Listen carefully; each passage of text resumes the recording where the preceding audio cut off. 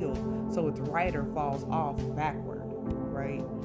So all vipers are serpents, but not all serpents are vipers. But vipers are the most dangerous type. But not only was he a viper, but he was also a horned snake, right? And so we know there's a scripture that says, be wise as serpents and be gentle as doves, right? So again, we see the wisdom there, the wisdom of the serpent. And then we see the wisdom because if the enemy is the snake, if the enemy is the serpent, if the enemy is the deceiver, and he's the one who deceives the whole world, it requires a certain amount of wisdom to do that. And so we see that Dan, when he is when Jacob is blessing the tribes and he's blessing Dan, it's saying that Dan is so wise, Dan is so strategic that in order to take out the rider, he didn't even touch the rider. He used strategy to be able to bite the heel of the horse so that the rider would fall backwards off of the horse. So that's strategy. That's wisdom and strategy.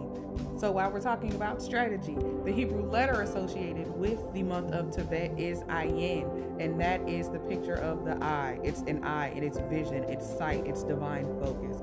So this is a month to exercise and to use wisdom, to use your vision, your sight, your divine focus. This is the month to use divine strategy, right?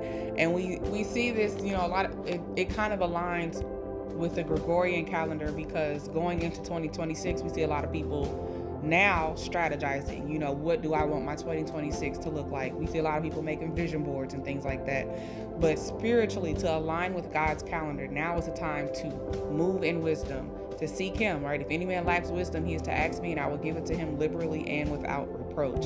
So you need to seek him for wisdom, seek him for strategy, seek him for divine focus.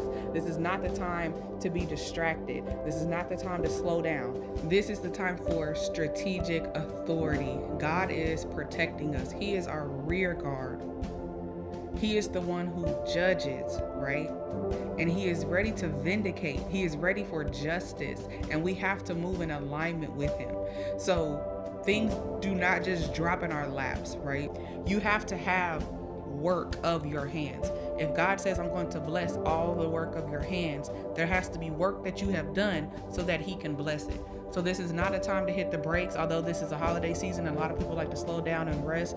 This is not a time to rest on what God has called you to. This is a time to press forward, because these last couple of weeks of December, God is looking to restore. He's looking to defend. He's looking to provide justice. He's looking to judge on our behalf.